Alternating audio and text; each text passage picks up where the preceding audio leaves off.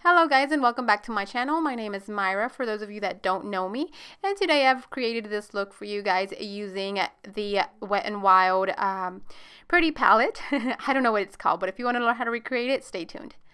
First off, I primed my canvas, my face, for my liquid base or my liquid foundation. I will be blending all of this out, distributing it throughout my whole face with my fingers. As for foundation, oh my gosh, I can't talk. I will be using the Wet n Wild liquid foundation, the one that's got the little spatula. And I will be blending this out or buffing it into my skin with a synthetic bristle brush. I do pull my hair back because I do not like getting any foundation on my hair. As for concealer, I will be using the Naked by Urban Decay only. I did get a little tan over the summer, and as you guys can see, this is a little bit too light for me, so I will be using this to illuminate and cover up any dark circles I have underneath my eyes. I will also be taking this as a highlighter or highlighting the high points of my face.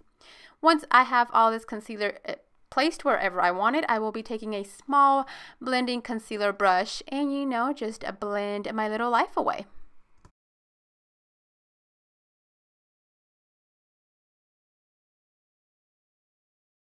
I will then be taking my favorite translucent powder by Laura Mercier, and I will be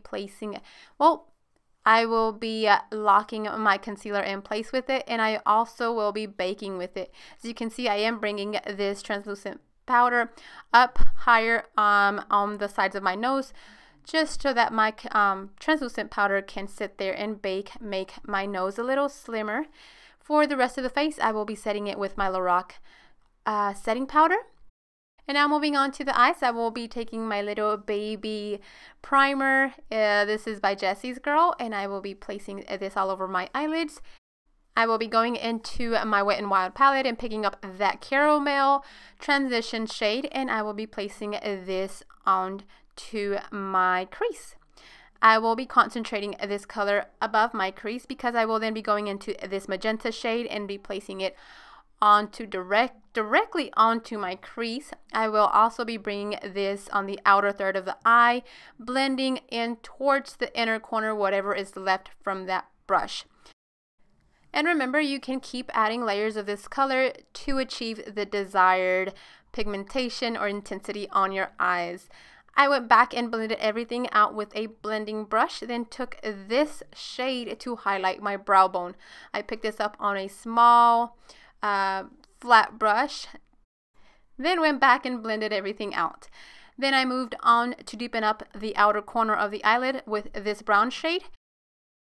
So as you guys can see, I am placing this in little dabbing motions, just tapping it onto that outer corner and then bringing in whatever is left on the brush. I was blending as I placed the shadow, so just very important tip there. Then because I blended my little life away, I lost some of that magenta on this part of the mobile eyelid, so I went back and reapplied some more magenta color. After I cut my crease, half of the crease with concealer, I did set that with the light shade in that palette, the one I used to highlight the brow bone. As you can tell already, this is a very highly pigmented palette. I was very satisfied with it as soon as I, placed it on my eyes and saw the results. I was like, wow.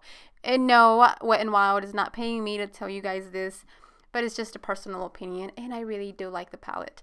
I took some of that lavender shade to place in between the white and the magenta, and as for liner, I did take the NYX's, it's a NYX eyeliner, and I was just not very, content with this one since it was very runny and wet. It just, placed a lot of liquid on my eyelid that, it started bleeding, and just be very careful when you place this liner. Then I moved on to my glitter liner, and I believe this is from Hard Candy. I placed the glitter liner right over the black liner. Then moved on to the lower lids. I took the first transition shade, buffed it on my lower lid. Then I took the magenta shade and buffed it right over top of it, and to you know, smoke out the bottom lash line even more, I did take the brown shade in the palette and placed it very close to my lash line. After that color was buffed in with the rest of the colors, I did move on to mascara, and you know me, my favorite mascara at the moment is this one by L'Oreal. It's a dupe for Better Than Sex by Too Faced. And I just coated my bottom lashes. Then I lined my waterline with this NYX's brown eyeliner, super creamy. You won't be disappointed. And back to the face, I will be bronzing. I used this Lorac baked bronzer that I bought from TJ Maxx, I believe. Yes, TJ Maxx. I will only pay like $12 for it, and I am truly in love with this bronzer. It's very natural. It's just the sun-kissed bronzy look that everyone wants. I also used it to contour my nose a little. So if you guys do see this bronzer in your local TJ Maxx, pick it up. You will not regret it.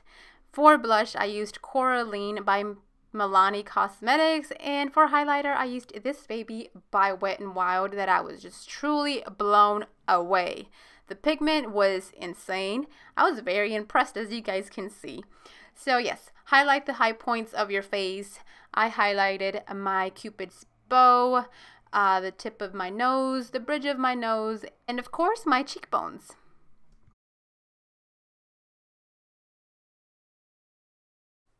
And as for the lips, I did go in with a liquid lipstick by Wet n Wild. This is from their Catsuit collection, and I am in love with these things. They do not crack on your lips. They are not heavy and not so drying. I just love them. And Wet n Wild, I will give you a thumbs up every day for your products you guys are launching lately. To set the whole face, I will be going in with my NYX's Matte Setting Spray. This will make your makeup last all day and all night, and just in a matte finish. This is it for my video. I hope you guys enjoyed this look. If you did, give me a thumbs up and subscribe to my channel.